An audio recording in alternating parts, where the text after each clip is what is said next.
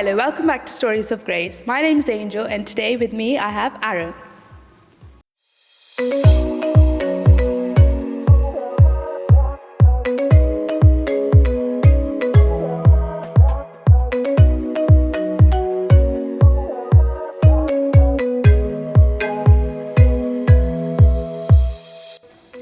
In today's episode, we have a young talent who at the age of 12 was motivated to tell a story, her own story, inspired by events in her own life. She expressed her thoughts and emotions through writing. Her debut book, Every Ocean Has an Island, was published in 2022. She was nominated for the Young Inspiration of the Year award at the British Malayali Awards Night for her popular work. Today, we have the opportunity to speak with the author herself, Liana Juby from St Mary's JSOC, Manchester.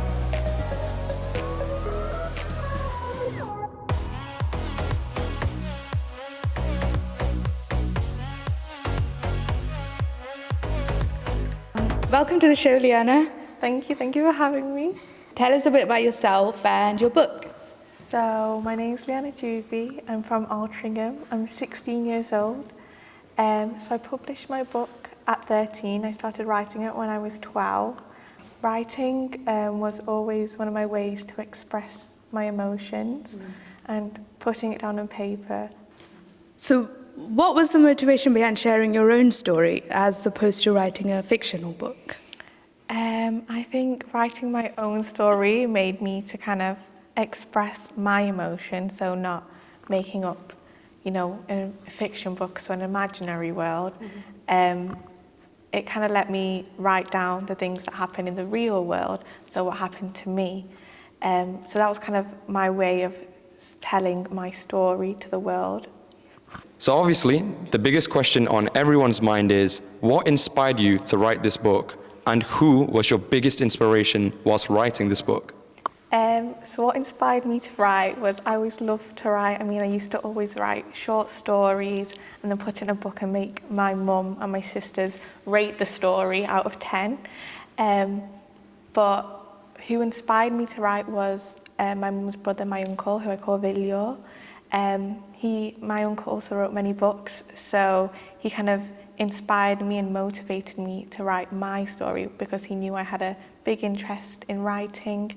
And when I was telling him I kind of have this idea of writing my own story, he did push me and made me to kind of write this book and publish it. Although your book is an autobiographical book, there are some differences. For example, the characters' names are different and the point of view throughout the book is from the older sister's perspective, whereas in reality, you are the youngest in your family. So was this a conscious choice or was there a deeper meaning to why you chose to write from this standard? I wrote it from my older sister's perspective because, we're very close as sisters, so she always tells me how it is to be an older sibling and that, the younger siblings are spoiled and challenging and they only know the true. So I kind of wanted to take it from her perspective because she was the first child who started it before we came. So that's amazing because to think of like an older sister's perspective as the youngest, I'm sure would have been sort of not so easy for you. And someone has to be so empathetic to think that way. And I'm sure you've had loads of hardships during your journey. What would you say was the main struggles or biggest struggles that you had during this journey? So when I was writing my book, I definitely sometimes I'd be so into writing and I'd write it, but then it would take me sometimes a couple of weeks and I wouldn't look at it because I'd be like, I don't know what to write. Yeah. This is the most confusing thing ever. Yeah. And sometimes you're the biggest Criticist.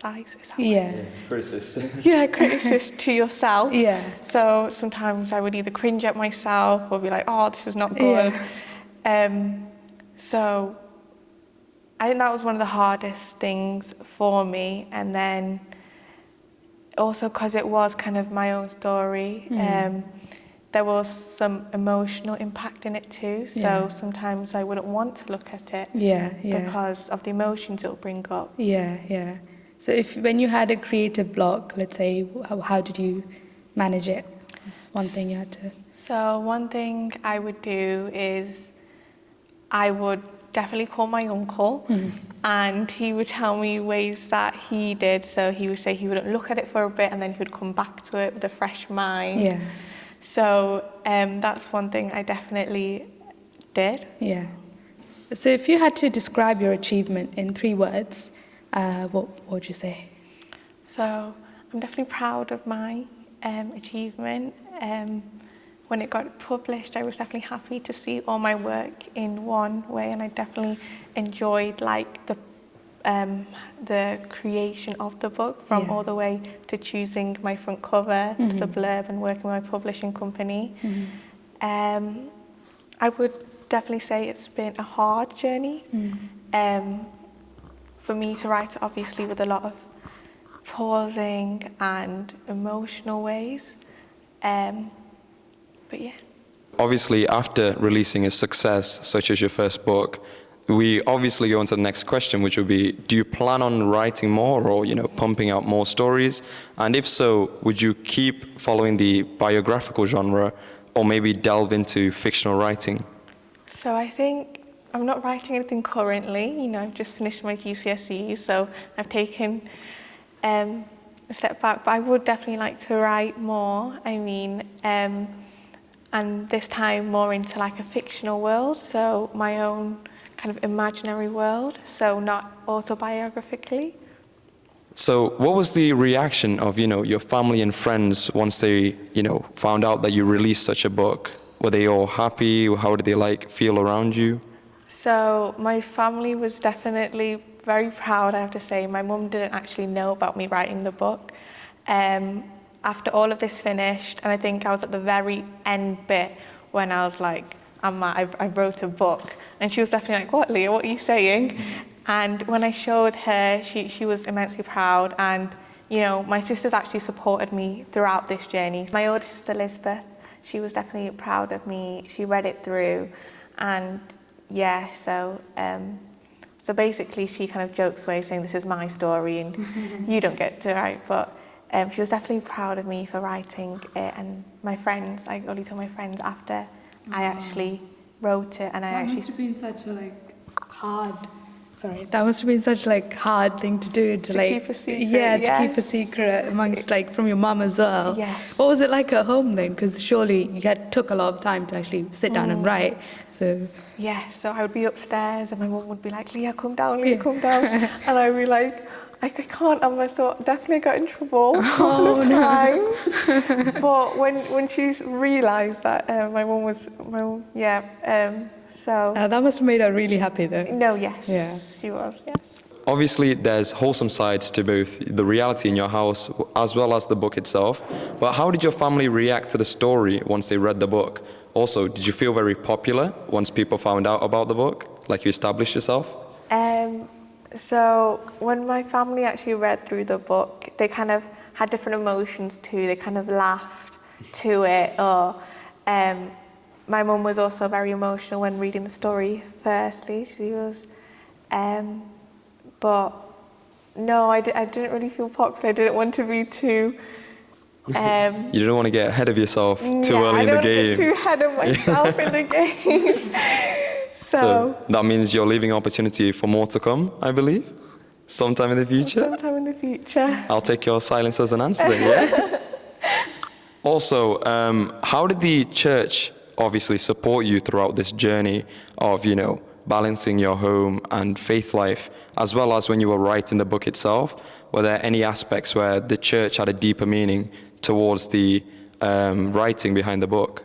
So yeah, definitely in my book I've kind of sometimes quoted the church, and just to show how kind of family-like it is, the church, to have this strong of a community, and with my faith too.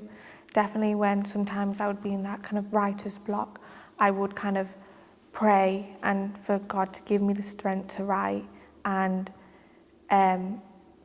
definitely faith was a big thing in writing this book. So you started writing at the age of 12. I'm sure you've gone through a lot writing and, you know, publishing a book and everything. What advice do you have to give to young people who want to write a story or even just want to do something new like you did? I would definitely say go for it. It is a hard journey. I mean, I won't lie in that, but I definitely would say go for it. I feel like it's one big accomplishment for myself. So I was definitely proud when I did it. So I want other young people to feel the same way and not to be afraid to start to write a book and actually do it. What advice would you give to your younger self? I would say not to be put down and be more resilient, because definitely when I thought at one time I'll just scrap the whole book, to be more resilient and like to not give up so easily on something that I've worked so hard on. I know there's a very nice meaning behind the title of your book. Would you mind just explaining that? Yes, so coming up with the title was the last thing I actually did in my book. It wasn't something I thought of before. But throughout the book, I've put this metaphor of, you know, this ocean, and obviously the oceans have different moods of like, you know, it can be either very fierce or it can be calm. And I think that kind of represents life in some way, that, you know, life does have its kind of ups and downs, and it kind of represents the kind of moods of the ocean. So, and I wanted everyone to know that at one point it will become calm, and there will always be like an island that you can just sit and like relax, and the island kind of represents the people who are there for you. How's your relationship with books and reading changed once you've become an author? So once I published my book, I actually didn't read for a couple of months. Okay. I didn't do it, but obviously my sister reads a lot, Elizabeth reads a lot, so she definitely recommended some books to me, and when, you know, so I definitely started reading more, and then now me and my friend, we kind of exchange books. We like mystery books, thriller books, so... Do you sort of read it do you sort of look at it as like from an author's point of view, or do you just immerse into the story as a reader? I just immerse into the story. I don't look at it from the author's point of view. Okay. So, yes. So after explaining the meaning behind your choice in the title, it's obvious that it is relatable to a lot of target audiences. But when writing the story, who was your main target? Because was it any close family members or, you know, friends and family to convey your sort of feelings and troubles through that troubling teenage life? Or was it in a broader audience so anyone could relate to what you were going through? It was definitely for a broader audience, so my age, so when probably like the 12-year-olds, and I just kind of wanted to put my story across, and, you know, there's different experience for everyone at different stages of their life. Some have it younger, some have it older. So to kind of, if for any of those 12-year-olds going through emotions, I wanted my story to be something that they could relate to, or kind of, yeah. So basically to show them that there is always a calm after the storm, almost to find their own island, right? Yes. Yeah. All right, to wrap it up, I've got just a little fun question. What was the best compliment you got? I think the best compliment I could get was from my family, because I wanted for them to see, and it was definitely from my mum to say how proud she was, and, you know. Did you feel like, how did you present it first time? I'm always sitting downstairs, and I brought my laptop and downstairs, and I kind of shoved it into her hands and was like, Read it. Look at this, Mum. I did it. And she was confused, so... but I think my uncle kind of gave her a few hints about me writing.